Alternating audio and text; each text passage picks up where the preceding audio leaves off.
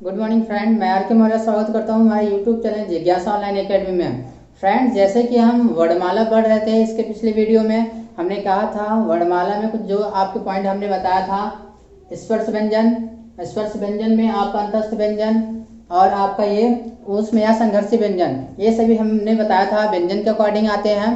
और हमने कहा था कि इसमें कुछ जो आपके इंपॉर्टेंट क्वेश्चंस बनते हैं, जहां से बनते हैं वो मैं आपको नेक्स्ट पॉइंट में बताऊंगा। तो आइए आज हम जानते हैं इसके बारे में जो आपके इंपॉर्टेंट्स हैं। स्पर्श व्यंजन मैंने आपको बताया था, जो भी लेटर्स थे सभी वर्ग के जो भी थे वो होता है, मतलब सभी अक्षर होते हैं। अंतस्थ व्यंजन जो आते हैं वो आपके या र ल व आता है। उसके बाद आपका जो ऊष्म या संघर्षी व्यंजन होता है वो क्या होता है, जो स वाला होता है पॉइंट, श ख और ह, ये आपका क्या आता है, ऊष्म या संघर्षी। ऊष्म या संघर्षी का मतलब क्या कि ऊष्म जिसमें ऊर्जा निकलती है, बोलने पर हमारा ऊष्म मतलब ये ऊर्जा निकल रही है, वो हमारा क्या होता है, ऊष्म व्यंजन।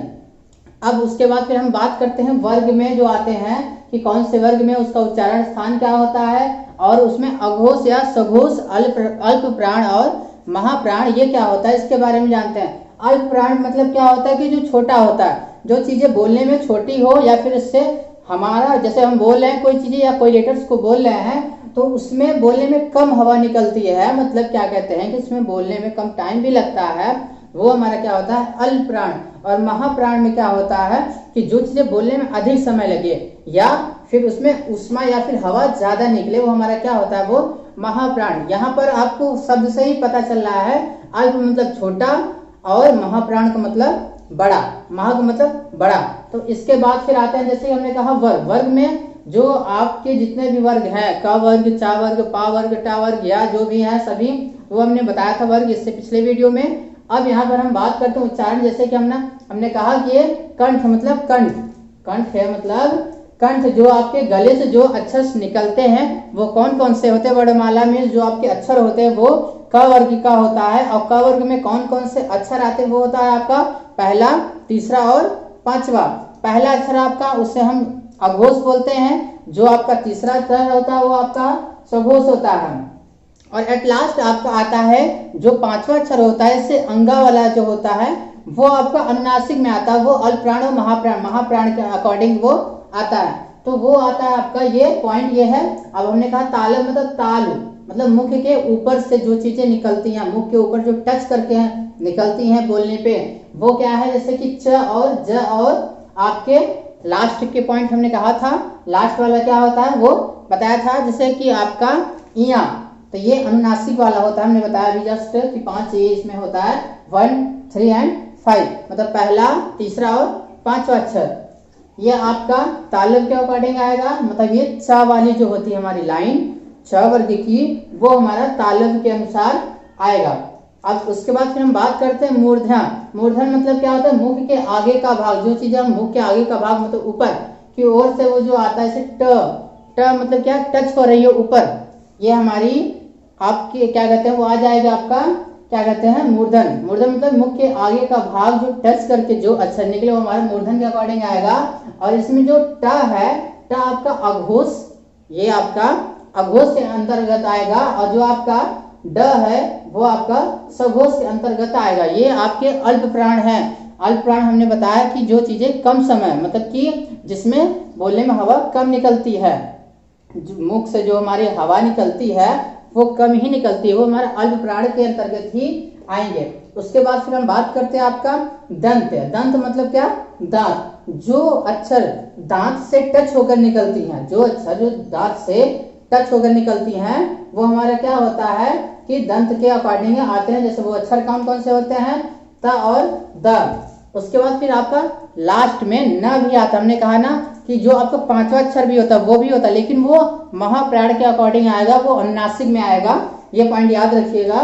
उसके बाद फिर आपका आता है कि ओष्ठ मतलब क्या, ओठ, जो अक्षर ओठ के सहायता से निकलती हैं, जैसे प आप बोलकर भी देख सकते हैं उस चीज को, जैसे कि प मतलब ये क्या कि हमारे ओठ को टच कर रहा है और इसमें थोड़ा सा एयर भी दे रहा है। यहाँ पर ये भी पॉइंट पकड़िएगा, एयर भी दे रहा है, मतलब कि कम समय लग रहा है, प मतलब ये प। और उसके बाद फिर ब, हमने ये भी पॉइंट में स्टार्ट से हमने कहा और अभी भी कह रहा हूं कि पहला, तीसरा और पांचवा ये अक्षर जो है आपके सभी अघोष और सघोष अल्प प्राण भी कहे जाते हैं। तो ये इसमें से क्वेश्चन ये बनता है कि आपका जैसे ऑप्शन दे देगा च झ और न, या फिर च झ और झ, या फिर और भी अक्षर से देंगे जैसे च छ दे देगा या फिर च और ज दे देगा, कुछ मिक्स करके देगा। तो उसमें पूछ लेगा कि अघोष के अंतर्गत कौन कौन से अक्षर आ रहे हैं, वो भी अल्प प्राण के अंतर्गत, वो भी अल्प प्राण के अंतर्गत जो अक्षर आते हैं अघोष में वो ऑप्शनल में रहेंगे। जैसे ऑप्शन के अकॉर्डिंग आप करेंगे, और ऑप्शन के अकॉर्डिंग तब करेंगे जब इस चीज को आप पढ़े रहेंगे, अच्छे से जानते रहेंगे कि आप वो अक्षर कौन कौन से रहेंगे, पहला, तीसरा और पांचवा। अघोष, सघोष और अल्प प्राण के अंतर्गत रहेंगे वो पहला, तीसरा और पांचवा। और सबसे मेन इंपॉर्टेंट बात ये कि आपको लेटर्स एकदम क्लियर पता होना चाहिए, लेटर्स आपको क्लियर पता होना चाहिए। उसके साथ साथ जो आपके वर्ग हैं वो किस वर्ग के अंतर्गत आते हैं वो आपको क्लियर पता होना चाहिए। और यहाँ पर जो हमारे बोलने का स्थान है, मतलब ये उच्चारण स्थान है, वो आपको मेन पॉइंट होना चाहिए कि आपका कहाँ से हो रहा है। कंठ, फिर से बता रहा हूँ, कंठ मतलब गले से, जो अक्षर गले की सहायता से निकल रही, जैसे हमने कहा क, मतलब कि आप बोलकर भी देख सकते हैं, उसे ट्राई कर सकते हैं। आप अगर वीडियो देख रहे हैं और इसके पॉइंट को नहीं समझ में आ रहा है तो आप तुरंत आप उससे बोल कर देखिए। जैसे कि क मतलब ये कंठ से निकल रहा है, क ग और अंगा, मतलब ये क्या है कि अंगा मतलब पांचवा अक्षर जो आ रहा है वो आपका ये भी है। और इसमें हमने ताल मतलब मुख के ऊपर, मतलब जो च वर्ग वाली लाइन होती है च, तो च, अब ये मतलब कि क्या है, मुख के ऊपर से आ रहा है ना, च छ।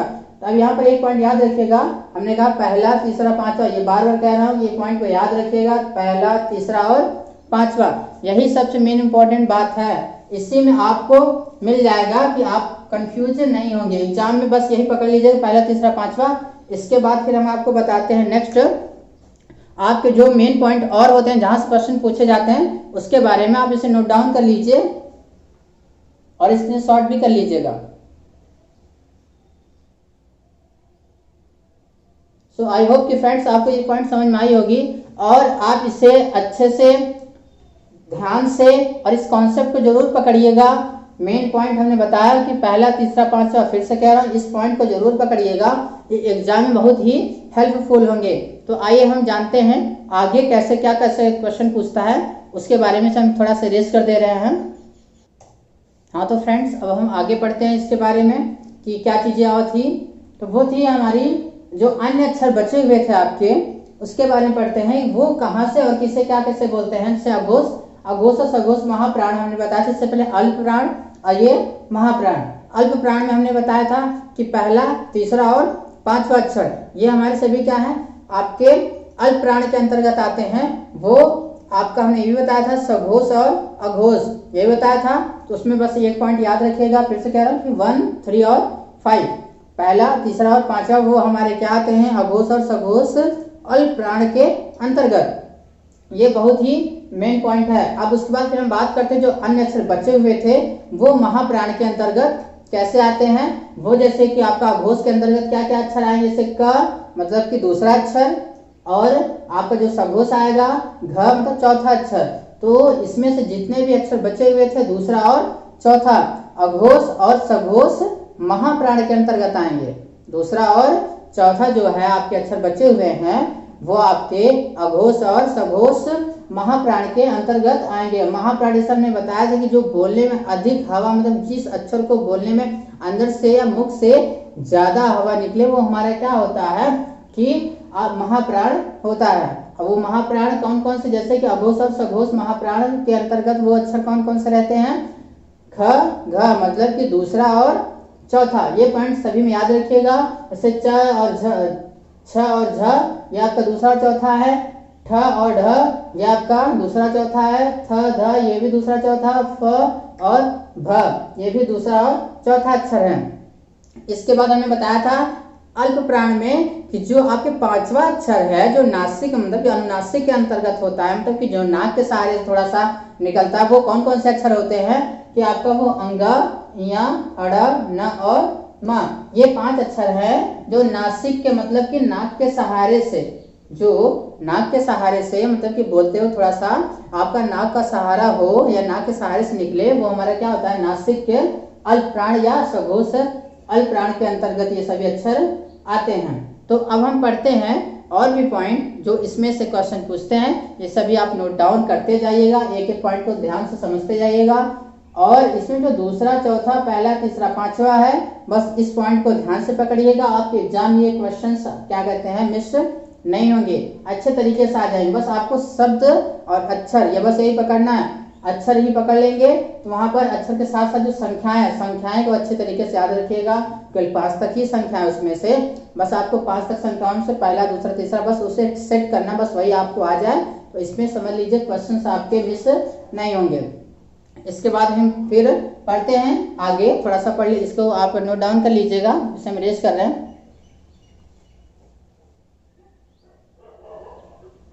तो आइए पढ़ते आगे।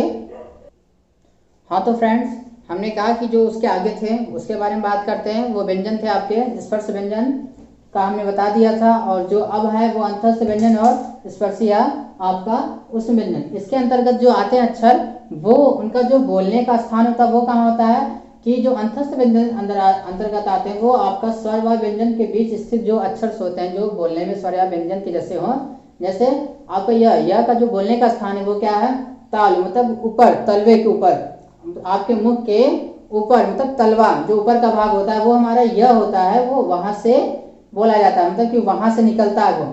र आपका दंत मूल जो दांत के सहारे से होता है। ल जो दंत मूल, ये भी आपका र और ल ये दंत मूल के सहारे, मतलब दांत के सहारे से आपके बोले जाते हैं। और वह जो है दांत व होठ, वह जो है दांत व होठ के सहारे से बोले जाते हैं। उसके बाद हमने कहा उसमें संघर्षी, उसमें संघर्षी मतलब उष्मा रहित, जिसमें उष्मा निकले या फिर बोलने पर जो आपकी गर्म हवा निकलती या फिर गर्म एयर निकलते हैं वो उष्मा रहित होते हैं। वो आपके अक्षर कौन कौन से होते हैं। स क्या है, यह आपका तालु, इसका बोलने का जो उच्चारण स्थान है वो क्या है, तालु है। फिर आपका आता है श क्या है, उसके बाद फिर आपका आता है ये मूर्धा, ये इसका जो स्थान होता है जो आपका शब्द ख जिसे बोलते हैं ख, वो आपका क्या है, मूर्धा, ये मूर्धा के अंतर्गत बोला जाता है। और उसके बाद फिर आपका जो स आता है वो स दंत मूल के सहारे से बोला जाता है। उसके बाद फिर जो ह होता है वो स्वर रहित, मतलब कि बहुत ही कम समय लगता है, इसमें भी कम समय लगता है। तो ह, तो ये आपका क्या है, स्वर रहित, मतलब ये अंदर ही रह जाता है। ये क्या होता है, ह अंदर ही रह जाता है। और ये जो आपका इधर का भाग है जो उष्मा है, मतलब ये उष्म व्यंजन जो है ये आपका पूरा सघोष अल्प प्राण है। ये सभी क्या है, सघोष अल्प प्राण के अंतर्गत आते हैं। तो आई होप आपको फ्रेंड्स ये सारी चीजें समझ में आई होगी, एक एक पॉइंट समझ में आया होगा। नहीं आया होगा तो आप वीडियो को पीछे ही करके रिवर्स करके आप इसे कर लीजिएगा। उसके बाद सभी पॉइंट को एक एक मिनट पॉइंट को याद रखिएगा। और खासतौर से हमने कहा था जो आपके नंबर्स हैं वो बहुत हेल्पफुल हैं, नंबर्स को अच्छे से याद रखिएगा तो आपको एग्जाम में प्रॉब्लम नहीं होगी। तो इस पॉइंट को आप अच्छे से नोट डाउन करते जाइएगा और ध्यान से कीजिएगा।